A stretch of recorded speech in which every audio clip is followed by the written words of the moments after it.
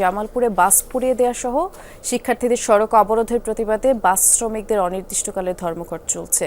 আমাদের সহকর্মী সাগর ফরাজ এই বিষয়ে খোঁজ খবর রাখছেন। সাগর, একে তো রমজানের দিন চলছে, তার উপরে বাস শ্রমিকদের এই ধর্মঘট, যাত্রী ভোগান্তির চিত্র কেমন দেখছেন জানাবেন।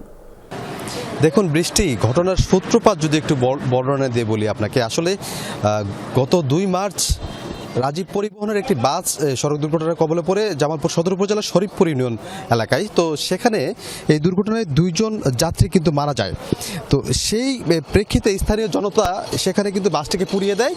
এর প্রেক্ষিতে পরবর্তীতে গতকাল শিক্ষার্থীরা যারা রয়েছে জামালপুর বৈষম্য বিরোধী আন্দোলনে যারা শিক্ষার্থী রয়েছে, তারা কিন্তু মূলত এই রাজীব বাসটি বন্ধ সহ বাসের যে কিছু সংস্কার প্রয়োজন রয়েছে, জামালপুর যে বাস যেগুলো চলাফেরা করে সেই বাসগুলোর সেই সংস্কারের জন্য আর কি কালকে আন্দোলনের নেমে যায় দুপুর 12টা থেকে। এর প্রেক্ষিতে 2 ঘন্টা পর কিন্তু আসলে বাস শ্রমিকরা কিন্তু পাল্টা আন্দোলনের নামে। তার পরবর্তীতে কিন্তু এই একটি সংঘর্ষের মতো ঘটনা ঘটে। সেই ঘটনার প্রেক্ষিতে কিন্তু বাসের যে শ্রমিক মালিকরা রয়েছে তারা এই ধর্মঘট কর্মসূচি পালন শুরু করে।